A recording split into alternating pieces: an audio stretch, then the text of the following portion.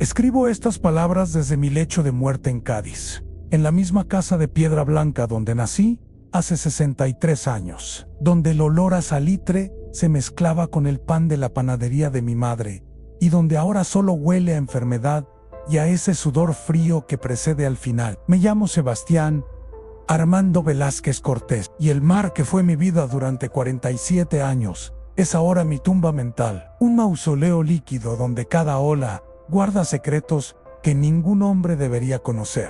Mi padre Rodrigo murió ahogado cuando yo tenía 9 años, frente a las costas de Marruecos, reclamado por aguas que mi abuelo Alfonso siempre dijo no eran solo aguas sino puertas a lugares donde la luz del sol nunca penetró. Ahora sé que tenía razón. Los médicos me dan 2 semanas, quizás menos. Dicen que es cáncer de pulmón, pero yo sé que es algo más.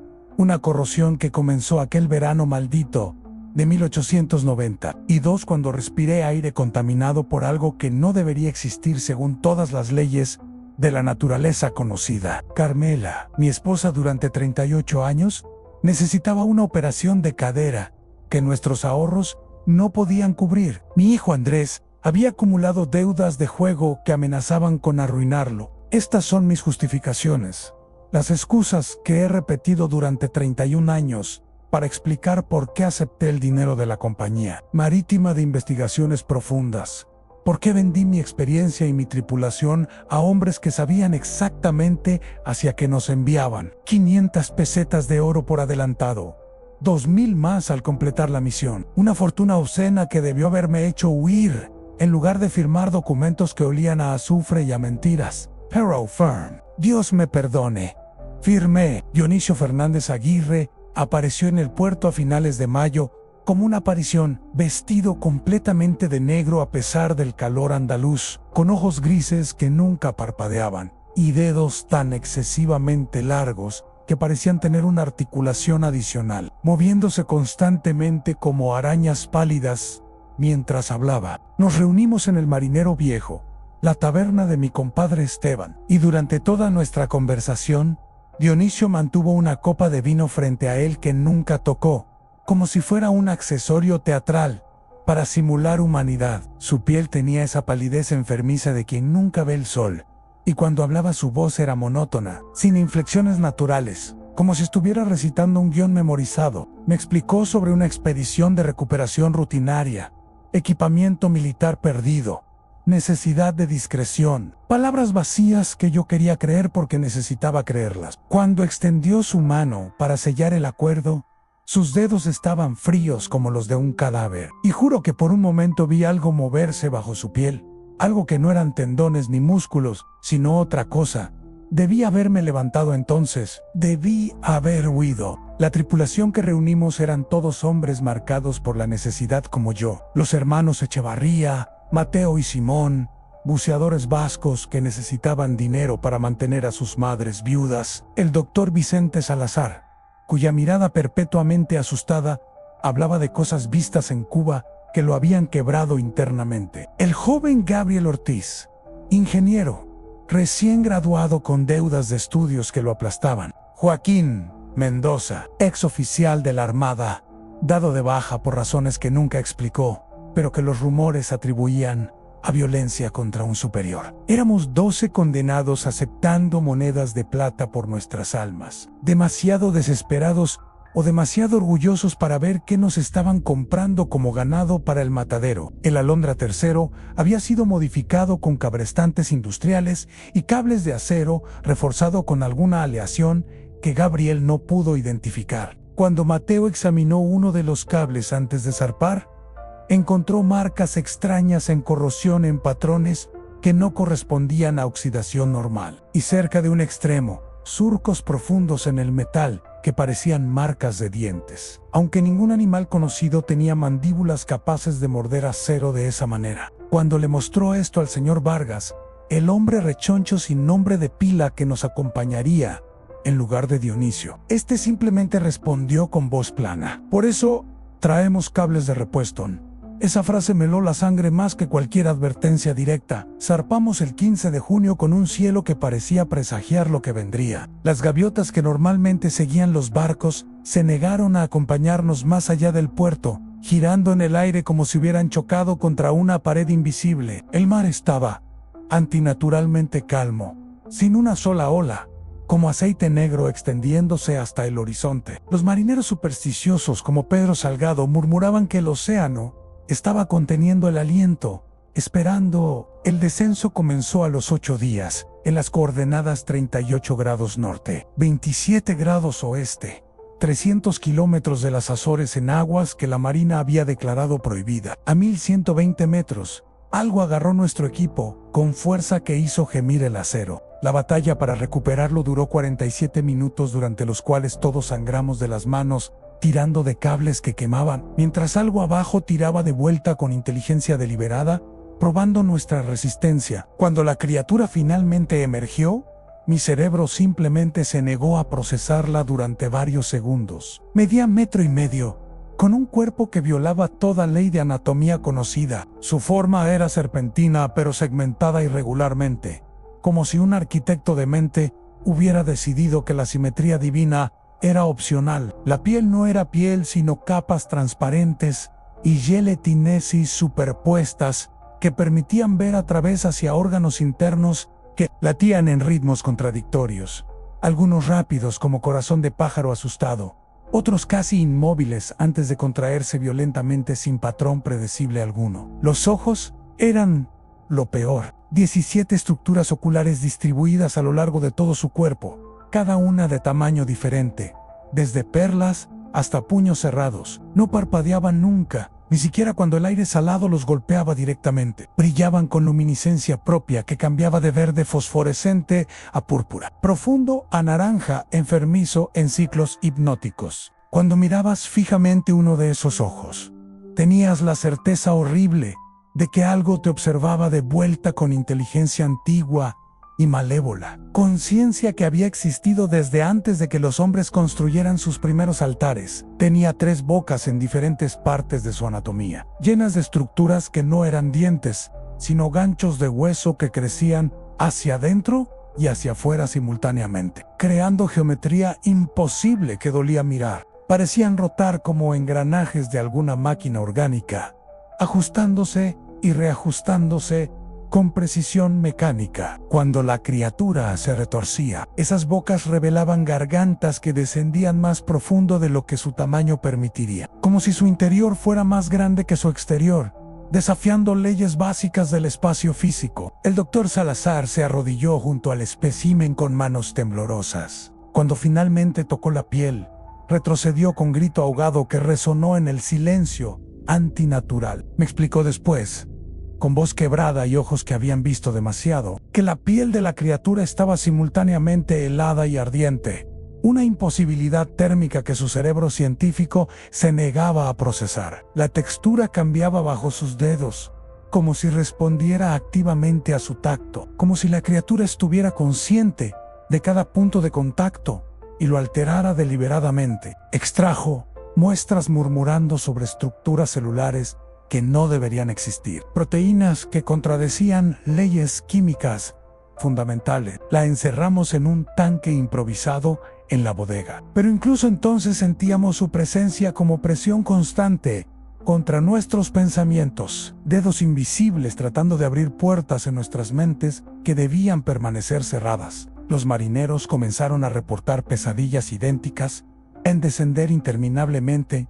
mientras miles de ojos los observaban. Voces sin sonido susurrando sus nombres en idiomas que nunca habían escuchado, pero que comprendían perfectamente. 3 días después llegó el verdadero horror. Fue Tomás Guerrero quien las vio primero cerca de medianoche. Su grito desgarró el silencio y nos hizo salir corriendo con el corazón desbocado. Lo encontramos señalando hacia el agua, incapaz de articular palabra, su mandíbula moviéndose sin producir sonido, mientras lágrimas rodaban por sus mejillas. La primera criatura adulta emergió lentamente, con deliberación que revelaba inteligencia calculadora y paciencia cultivada a lo largo de iones. Su cabeza era del tamaño de nuestro bote salvavidas, cubierta por cientos, quizás miles de ojos que brillaban como las estrellas, cubren el cielo nocturno, cada ojo de diferente tamaño y color, todos observándonos simultáneamente, con atención tan intensa que podíamos sentirla como presión física contra nuestra piel. Sequedo Ali, flotando junto al casco, simplemente observándonos durante 5 minutos eternos. Podíamos escuchar su respiración, un sonido húmedo y profundo que resonaba a través del casco, haciendo vibrar las tablas bajo nuestros pies. Entonces llegó la segunda, emergiendo a estribor, luego una tercera a babor, una cuarta por la popa. En 30 minutos estábamos completamente rodeados por 8 de esas entidades colosales, cada una midiendo entre 10 y 15 metros de longitud visible. No atacaban ni se acercaban más, simplemente mantenían distancia constante, creando círculo perfecto, mientras sus miles de ojos nos estudiaban. Fue entonces cuando comenzó la invasión. No con sonidos, sino directamente en nuestras mentes, penetrando nuestras conciencias como cuchillos de hielo, hundiéndose en carne viva. Todos lo sentimos simultáneamente, torrente de imágenes y conceptos que se vertían sin pedir permiso, violando la santidad de nuestros pensamientos con brutalidad que nos hizo gritar de dolor. Mientras sangre brotaba de nuestras narices y oídos, vi ciudades enteras construidas en fosas, donde la presión debería pulverizar cualquier estructura, arquitecturas imposibles, que se extendían por kilómetros en oscuridad absoluta, iluminadas por millones de criaturas bioluminiscentes. Había pirámides invertidas que descendían hacia el núcleo de la Tierra como agujas apuntando al corazón del mundo. Torres de coral negro que se elevaban en espirales que desafiaban gravedad y geometría euclidiana. Templos excavados en roca volcánica, donde seres, como los que nos rodeaban, se reunían en congregaciones que duraban siglos, cantando en frecuencias que hacían vibrar la estructura misma del agua. Vi su historia remontándose más allá de memoria humana. Habían existido desde antes de que los primeros peces desarrollaran pulmones.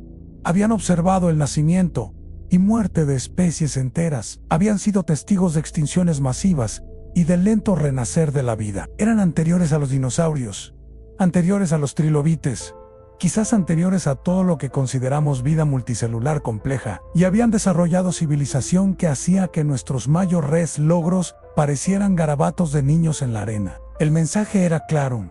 Habíamos capturado a su cría, una criatura joven que había desobedecido leyes de su especie.